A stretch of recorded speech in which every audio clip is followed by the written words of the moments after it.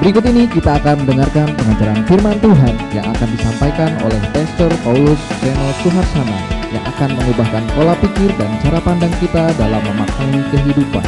Dari The Way Family Church, selamat mendengarkan. Shalom saudara, senang kembali bersama dengan saudara dalam rangkaian seri doa Bapa Kami. Pada pertemuan kali ini kita akan masuk pada seri yang ketiga saudara. Di seri pertama saya sudah mengekspos tentang ayat-ayat yang terdapat dalam Matius pasal 6, di ayat ke-5 sampai dengan ayat ke-8. Saya sudah mengajarkan kepada saudara kenapa Tuhan mengajarkan doa Bapa Kami ini, latar belakangnya apa. Kalau kita lihat Matius, latar belakangnya supaya orang Kristen murid-muridnya tidak berdoa bertele-tele seperti orang yang tidak mengenal Tuhan. Itu penjelasan di Matius pasal 6 yang sudah saya ekspos di pertemuan pertama. Kemudian di pertemuan kedua, saya sudah mengajarkan kepada saudara bagaimana pentingnya itu berdoa Bapa Kami. Bagaimana seharusnya orang Kristen menempatkan doa Bapa Kami dalam kehidupan Kristennya.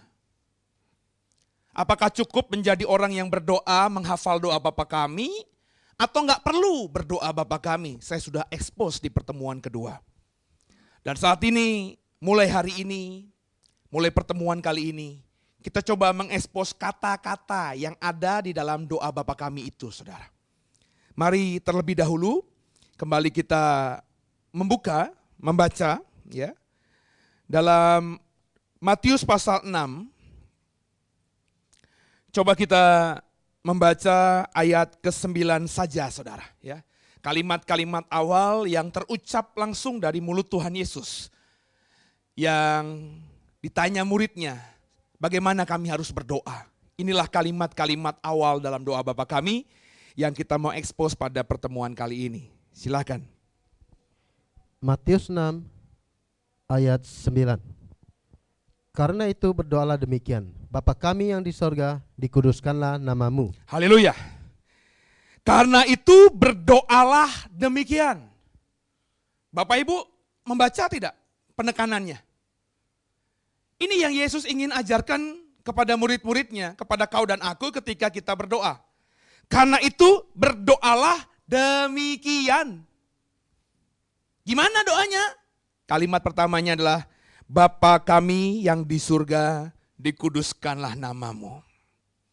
Gak bisa kita dalam satu pertemuan mengeksposisi satu kalimat lengkap ini, saudara. Kita akan mulai mengeksposisi kata pertama dalam doa Bapa Kami, yakni kata Bapa. Dalam bahasa Yunaninya menggunakan kata Yunani pater. Dalam bahasa Inggris diadopsi menjadi kata Inggris Father, saudara. Tuhan Yesus dalam doa Bapa Kami. Tuhan Yesus mengajar murid-muridnya, mengajar saudara dan saya. Kalau memanggil Allah, memanggil Tuhan, memanggil Sang Khalik, panggillah Dia dengan panggilan Bapa, Pater, Father, itu saudara. Nah ini sebelum kita eksposisi apa maknanya saudara. Bapak Ibu harus melihat kembali latar belakangnya dunia yang ada di zaman Tuhan Yesus hidup. Kita bisa pelajari bahwa dari dulu bahkan sampai sekarang masih ada yang disebut dengan agama yang menganut politeisme. Apa itu politeisme? Politeisme adalah agama yang punya Tuhan banyak, punya dewa banyak saudara. Punya Allah banyak. mempercayai Allah-Allah yang banyak itu, kurang lebih seperti itu, maka disebut politeisme. Lawan dari politeisme adalah monoteisme. Agama yang hanya mengajarkan hanya ada satu Allah saja, hanya ada satu Tuhan saja, hanya ada satu dewa saja, tidak ada yang lainnya. Kurang lebih begitu, saudara. Nah, dalam aliran politeisme, saudara, kata Bapa ya, itu juga dikenal dan dipahami oleh mereka. Dalam agama politeisme itu mempercayai banyak dewa. Dan biasanya ketika mereka memanggil dewa satu dengan sebutan Bapa, Pater, Father, itu artinya dewa yang dipanggil dengan sebutan Bapa itu dianggap sebagai dewa atau Tuhan atau Allah yang paling tertinggi. Ya, contoh yang paling sederhana misalnya kalau kita memperhatikan agama politeisme yang berasal dari Yunani, saudara. Ada banyak dewa-dewa di situ. Benar ya saudara ya? Tapi di antara banyak dewa-dewa sembahan orang Yunani itu hanya satu yang dianggap Bapa, yang dianggap Father, yang dianggap Pater. Siapa dia? Dewa Zeus, saudara. Kau pasti tahu, kau bisa baca cerita mereka, ceritanya dalam buku-buku yang bisa kau temukan di toko buku di luar sana. Dalam konsep Bapa yang dipahami oleh perjanjian lama, tentu dengan pemahaman agama Judaisme, saudara. Bagaimana orang-orang Yahudi membaca, memperhatikan, dan memaknai konsep Bapa ini? Coba kita buka beberapa ayat, saudara ya. Kita akan membuka yang pertama, Yesaya 63 ayat 16. Kemudian nanti dilanjutkan membaca Yeremia 3 ayat 4. Dan yang terakhir Maleakhi 2 ayat 10. Dengan 3 ayat ini dibaca, Bapak Ibu nanti bisa perhatikan di layar saudara. Bapak Ibu akan menemukan bahwa konsep Bapa itu sudah dikenal oleh Judaism, oleh agama Yahudi, oleh orang-orang yang hidup di perjanjian lama. Ya, ada 3 ayat ini. Silahkan dibaca satu sampai habis 3 ayat itu. Silahkan. Yesaya 63 ayat 16. Bukankah engkau Bapa kami? Sungguh Abraham tidak tahu apa-apa tentang kami, dan Israel tidak mengenal kami. Ya Tuhan, engkau sendiri Bapa kami. Namamu ialah penebus kami sejak dahulu kala. Ya Tuhan, kaulah Bapa kami. Perhatikan baik-baik ya. Kemudian Yeremia 3 ayat 4, silakan. Yeremia 3 ayat 4. Bukankah baru saja engkau memanggil aku Bapakku, engkaulah kawanku sejak kecil. Bukankah engkau sudah memanggil aku Bapakku?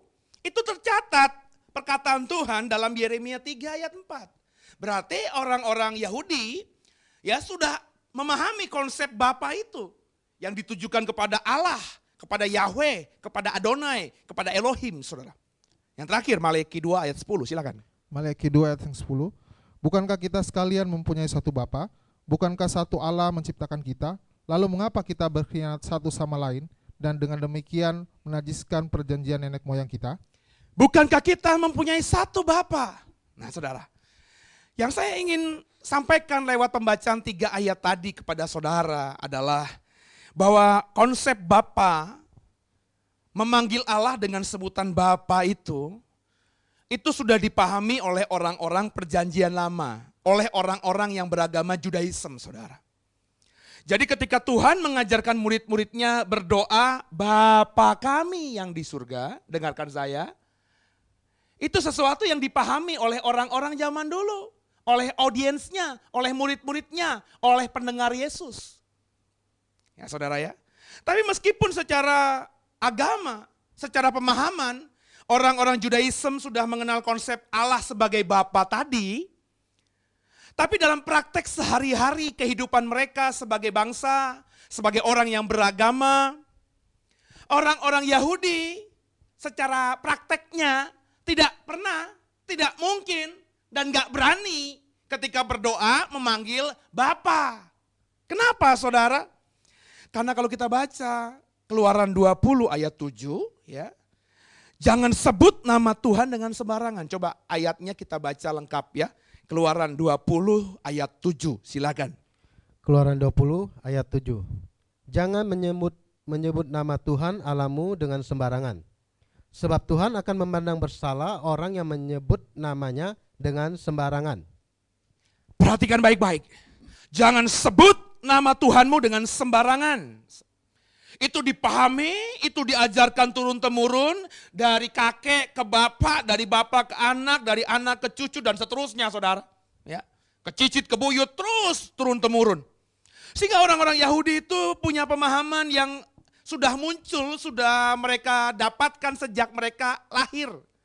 Bahwa mereka tidak boleh menyebut nama Tuhan dengan sembarangan. Bahkan ya di dalam kitab-kitabnya Musa, Tuhan mengenalkan diri secara direct langsung kepada Musa dengan nama panggilan Yahweh.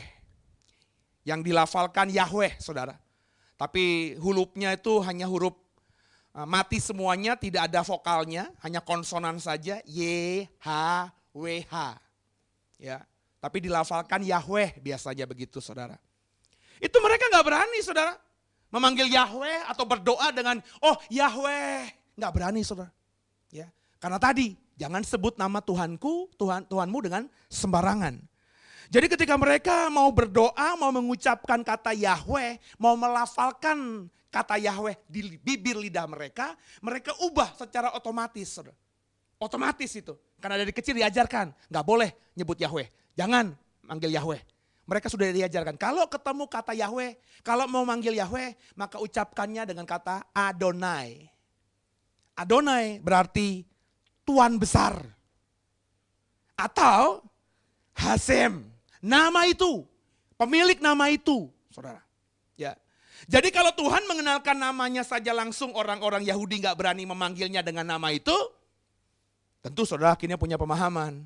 Kurang ajar gak kalau misalnya mereka manggil nama yang kudus itu, memanggil yang kudus itu dengan sebutan Bapa. Tentu tidak masuk akal, saudara ya. Nah memang itulah yang diajarkan perjanjian lama. Dalam Judaism itu saudara, Allah itu transenden. Transenden itu maksudnya di luar jangkauan manusia. Allah gak bisa diselami, Allah gak bisa digapai, Allah gak bisa didekati. Manusia harus jauh, begitu jauhnya dengan Allah. Itu makanya dalam agama Judaism, kalau manusia mau berjumpa dengan Allah, harus diwakilkan. Oleh apa? Oleh imam. Maka orang-orang perjanjian lama kalau mau berdoa kepada Tuhan, dia harus datang ke bait Allah, saudara. Harus datang ke kemah suci. Lewat perantaran imamlah mereka bisa berdoa kepada Allah. Itu pun mereka harus mempersembahkan korban-korban bakaran. Supaya menyenangkan hati Allah dulu. Kemudian imam yang nantinya menjadi pengantara antara dia dan Tuhan. Allah transenden. Itu yang kita bisa baca dalam perjanjian lama. Tapi dalam konsep perjanjian baru, dalam konsep pengajaran Tuhan Yesus yang kemudian berkembang menjadi agama besar di dunia yang namanya Kristen itu, saudara. Tuhan Yesus mengajarkan Allah itu imanen. Imanen itu apa? Allah itu bersama dengan kita, Immanuel. Allah yang dalam perjanjian lama itu transenden, jauh, menjadi imanen, dekat, bahkan ada dalam kita. Di perjanjian lama manusia-manusia untuk menghampiri Allah harus lewat perantaraan imam, mempersembahkan korban. Dalam pengajaran Tuhan Yesus, ini yang luar biasa saudara. Kalau kau mau berdoa kepada Bapa, kalau kau mau berdoa kepada Allah, kalau kau mau menghampiri Allah, panggillah dia dengan sebutan Bapa. Dalam bahasa yang mereka gunakan, Abba. Abba Bapa. Anak-anak alay sekarang makanya banyak yang manggil Allah dengan sebutan Dedi, ya. Babe, Romo, Abah, benar saudara ya, Papi, ya, Amang.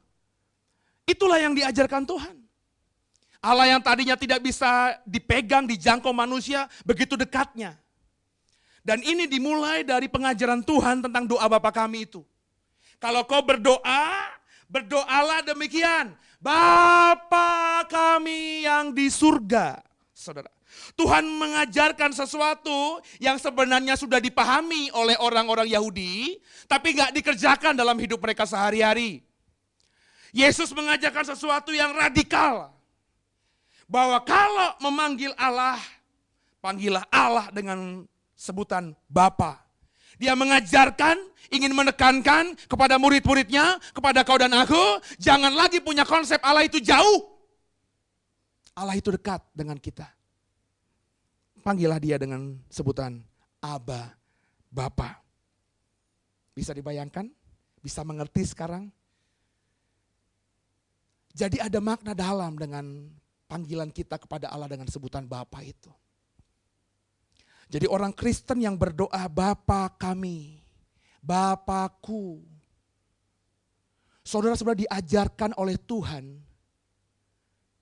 ini bahasa orang dunia ya, disugesti supaya saudara itu merasa diri dekat dengan Tuhan.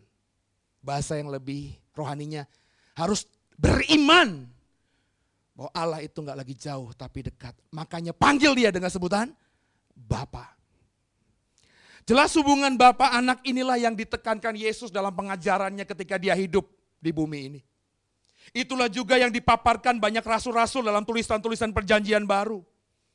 Hubungan yang baru yang sudah dipulihkan, yang dulunya jauh, ya, yang dulunya transenden, sekarang dekat, imanen. Hubungan Bapa anak ini benar-benar digambarkan dengan sangat vulgar dalam perjanjian baru. Yang menekankan hubungan baru antara Tuhan dan manusia-manusianya. Saudara, ya. Coba kita baca terlebih dahulu beberapa ayat dalam perjanjian baru ini, saudara. Ya, supaya saudara bisa memahami benar bahwa konsep Kristen dalam hubungan Allah dan manusia itu memang diajarkan begitu dekatnya seperti hubungan Bapa dan anak. Saudara. Mari kita buka Ibrani 12 ayat 8, silakan dibaca. Ibrani 12 ayat yang ke-8. Tetapi jikalau kamu bebas dari ganjaran yang harus diderita setiap orang, maka kamu bukanlah anak, tetapi anak-anak gampang. Perhatikan baik-baik. Ada hubungan di situ. Kamu adalah anak. Coba kita lihat ayat berikutnya. Roma 8 ayat 14 sampai 17. Roma 8 ayat 14 sampai 17. Semua orang yang dipimpin Roh Allah adalah anak Allah. Sebab kamu tidak menerima roh perbudakan yang membuat kamu menjadi takut lagi. Tetapi kamu telah menerima roh yang menjadikan kamu anak Allah. Oleh roh itu kita berseru, Ya Aba, Ya Bapa. Roh itu bersaksi bersama-sama dengan roh kita bahwa kita adalah anak-anak Allah. Dan jika kita adalah anak Allah, maka kita juga adalah ahli waris. Maksudnya orang-orang yang berhak menerima janji-janji Allah, yang akan menerimanya bersama-sama dengan Kristus, yaitu jika kita menderita bersama-sama dengan Dia, supaya kita juga dipermuliakan bersama-sama dengan Dia. Perhatikan baik-baik. Orang yang dipimpin Roh Allah adalah anak-anak Allah, maka bisa memanggilnya Ya Aba, Ya Allah. Perhatikan baik-baik. Matius 11 ayat 27. Satu ayat ini kita baca. Matius 11 ayat ke-27. Semua telah diserahkan kepadaku oleh Bapakku, dan tidak seorang pun mengenal anak selain Bapa, dan tidak seorang pun mengenal Bapa selain anak, dan orang yang kepadanya anak itu berkenan menyatakannya. Lihat, perhatikan baik-baik. Yesus menggambarkan dirinya dengan Tuhan, dengan Allah, dengan hubungan Bapa dan anak. Kemudian satu ayat terakhir, Galatia 4 ayat 4 sampai 7. Galatia 4 ayat 4 sampai 7. Tetapi setelah genap waktunya, maka Allah mengutus anaknya yang lahir dari seorang perempuan dan takluk kepada hukum Taurat. Ia diutus untuk menebus mereka yang takluk kepada hukum Taurat, supaya kita diterima menjadi anak. Dan karena kamu adalah anak, maka Allah telah menyuruh anaknya, roh anaknya ke dalam hati kita yang berseru, Ya Aba, Ya Bapa. Jadi kamu bukan lagi hamba, melainkan anak. Jikalau kamu anak, maka kamu juga adalah ahli waris oleh Allah. Kamu bukan lagi hamba, tapi kamu adalah anak. Itu adalah inti yang mau disampaikan Galatia 4 tadi, saudara. Dari 4 ayat yang barusan dibaca tadi jelas bahwa konsep Kristen dalam hubungan Allah dengan manusia itu disamakan, diibaratkan dengan hubungan keluarga antara bapak dan anak, saudara. Ya.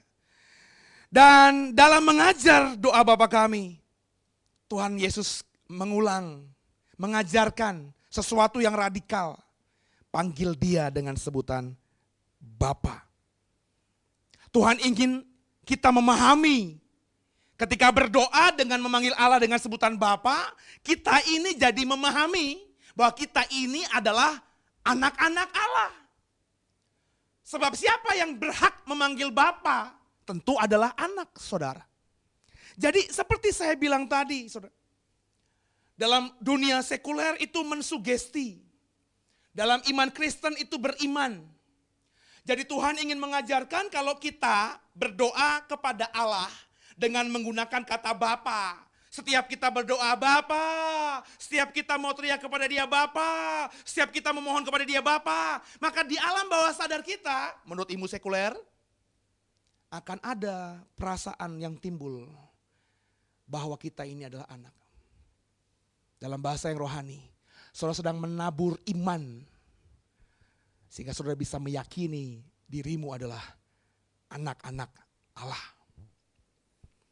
Jadi ada makna dalam, saudara, ketika kita berdoa, Bapa kami yang di surga.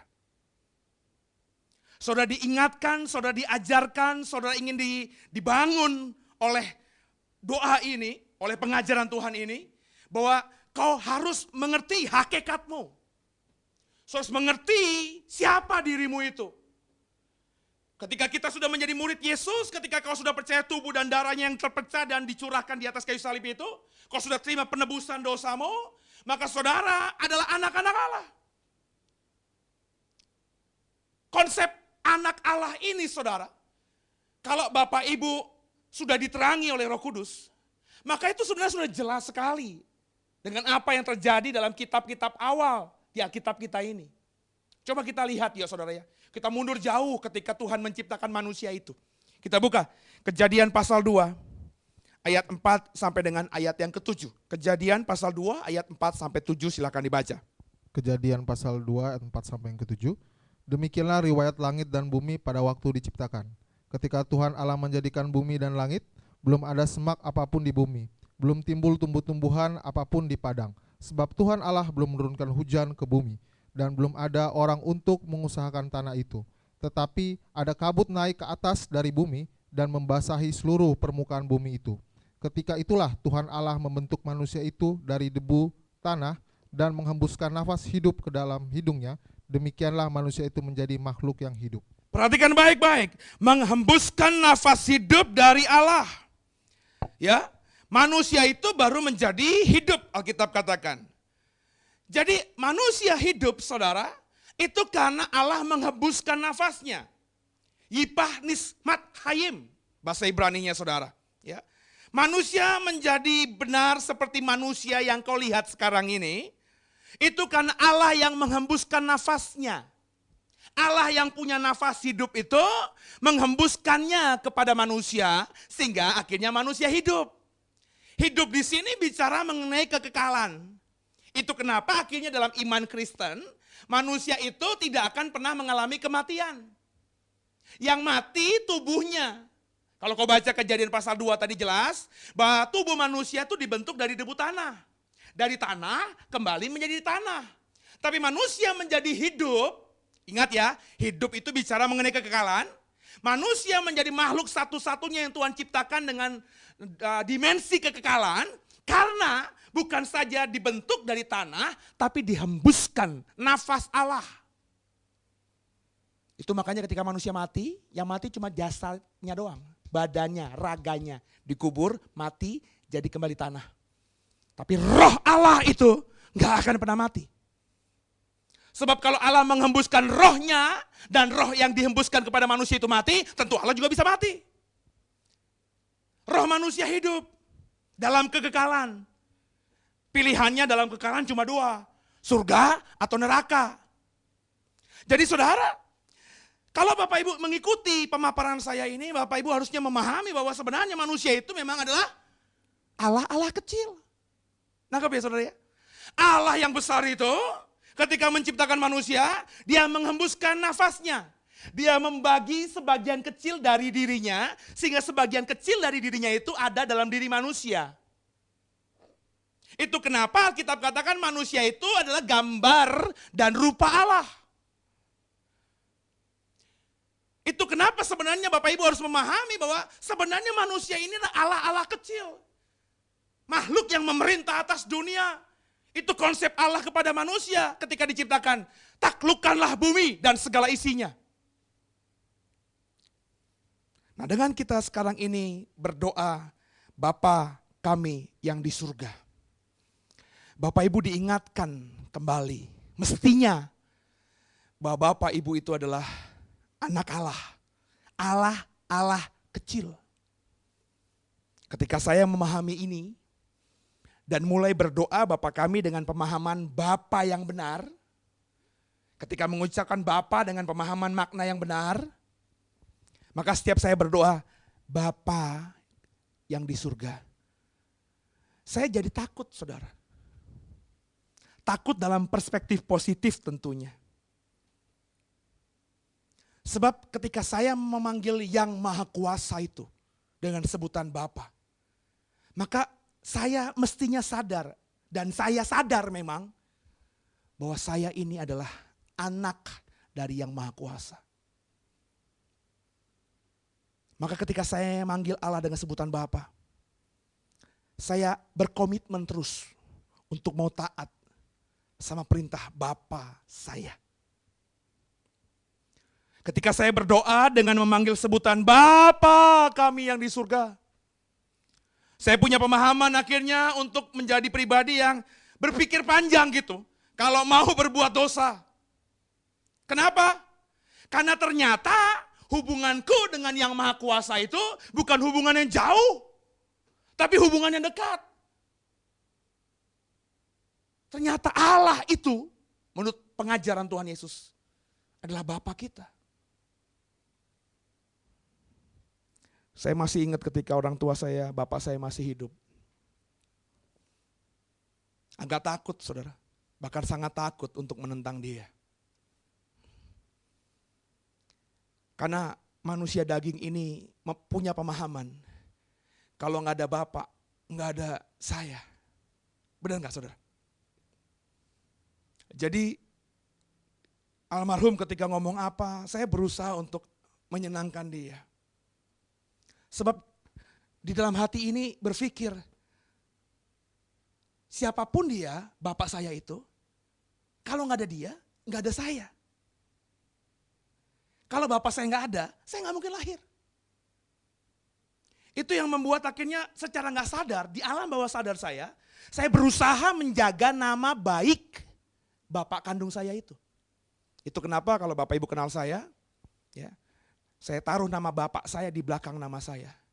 Beliau tidak pernah kasih namanya kepada saya. Bapak Ibu kalau nanti bisa ada kesempatan lihat misalnya akte lahir saya, atau misalnya ijazah SD, SMP, SMA, kuliah saya, itu nggak ada nama bapak saya. Ya. Tapi akhirnya saya taruh nama bapak saya di belakang nama saya, karena saya menghormati dia. Saya berusaha di sisa hidup saya ini tidak mau mengecewakan atau menghancurkan nama baiknya. Ketika saya baca nama saya, Paulus Suseno Suharsana, saya diingatkan kembali bahwa saya anak Suharsana. Saya secara nggak sadar mensugesti diri saya ini bahwa saya punya bapak yang namanya Suharsana. Yang saya tahu siapa dia. Bagaimana dia hidup, bagaimana dia mengajarkan hal-hal yang baik kepada saya anaknya. Dan saya jaga itu sampai saya mati. Sebenarnya itu saudara. Jadi ketika saudara berdoa Bapa, saudara punya pemahaman ini. Orang yang benar-benar memaknai kata Bapa itu dengan benar, pasti ekspresinya akan jadi orang yang takut untuk berbuat dosa. Gak mau ngecewakan Allah. Berusaha untuk menyenangkan hati Allah. Berusaha untuk mentaati semua perintah-perintahnya. Meskipun perintahnya itu berat. Tapi berapa banyak orang yang berdoa Bapa kami yang di surga. Yang hidupnya seperti itu. Banyak orang yang hafal doa Bapa kami di luar sana. Tapi kelakuannya lebih parah daripada orang-orang dunia. Di gereja dia doa Bapa kami yang di surga. Habis pulang gereja dia mabok-mabokan. Di gereja dia doa Bapa kami yang di surga, pulang dia masuk dalam pelacuran. Berzina dengan perempuan dan laki-laki lain. Kenapa? Karena nggak diajar. Apa sebenarnya makna Bapa itu dalam iman Kristen? Nah, saya ajar sekarang ini kepada saudara. Gak main-main ketika saudara manggil Allah dengan sebutan Bapa itu. Saudara diingatkan bahwa hubunganmu dengan Bapa itu dekat sekali. Tanpa dia kau gak ada. Karena dialah kau hidup. Ada bagian dia yang ada dalam diri kita manusia-manusia ini. Itu kenapa kalau kita baca di Alkitab, kita itu dicemburui oleh Allah, saudara. Coba kita buka ayatnya yuk. Keluaran 20 ayat 5. Ya, Keluaran 20 ayat 5. Kemudian kita baca satu ayat lagi, Yakobus 4 ayat 5. Keluaran 20 ayat 5 dan Yakobus 4 ayat 5. Silakan dibaca. Keluaran 20 ayat 5.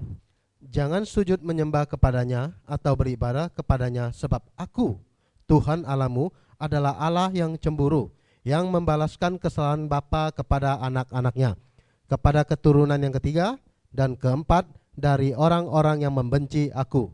Aku adalah Allah yang pencemburu.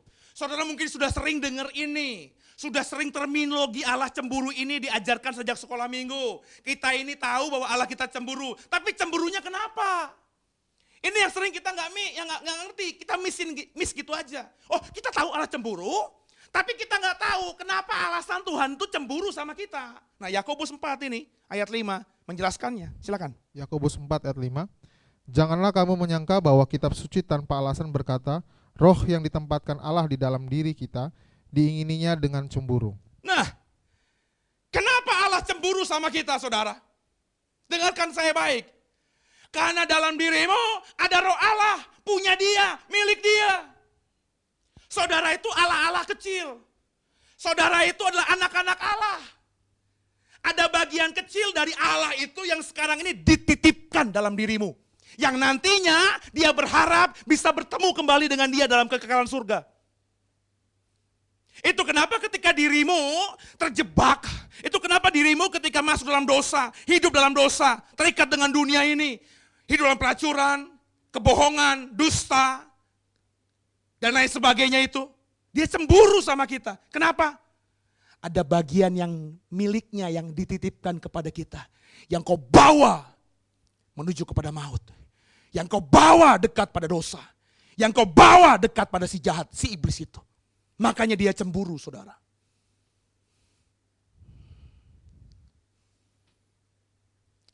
Dia rindu sama saudara. Tahu gak sih? Dia merindukan hubungan yang pulih, yang benar dengan dirimu. Tahu gak sih? Itu kenapa Yesus Tuhanmu mengajarkan kepadamu dan kepadaku.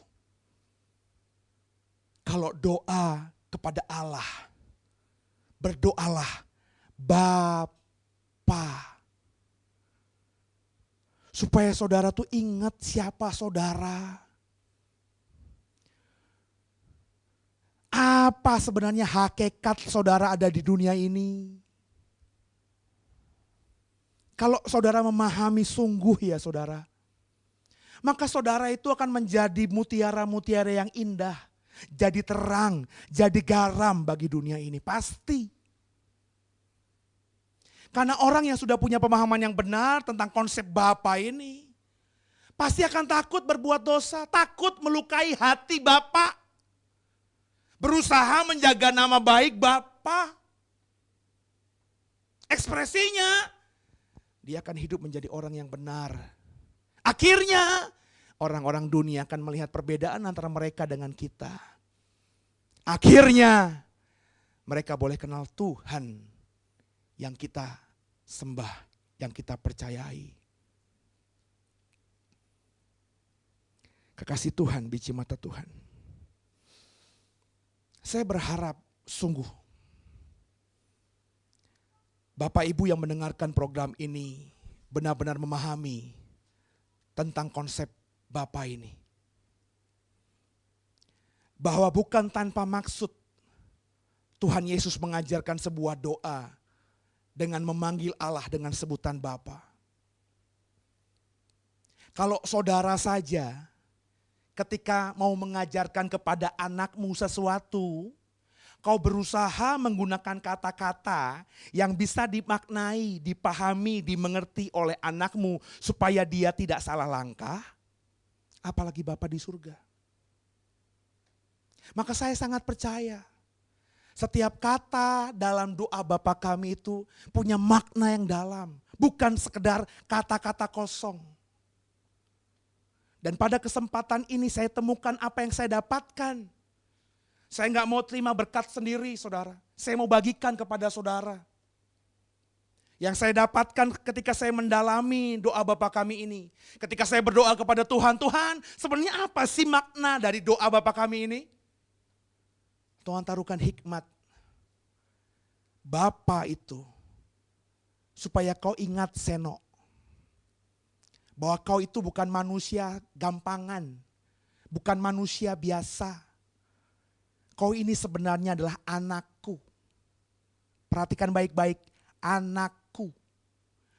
Punya hubungan kekeluargaan. Like father, like son. Itu kata orang-orang dunia. Jadi aneh kan? Kalau kau manggil Allah yang kudus itu dengan Bapa, sedangkan kita nggak kudus. Benar nggak? Jadi aneh kan? Kalau kita memanggil Allah dengan sebutan Bapa, Dia itu luar biasa, penuh kuasa, sedangkan kita hidup sebagai anak gak penuh kuasa. Benar tidak, saudara? Jadi sebenarnya ketika kita mengucapkan kata Bapa untuk memanggil Allah, kita sedang berharap transfer. Dari siapa? Dari Allah. Memang tidak terekspresi dengan kata-kata Tuhan, berikan urapanmu kepadaku. Oh enggak kelihatan seperti itu.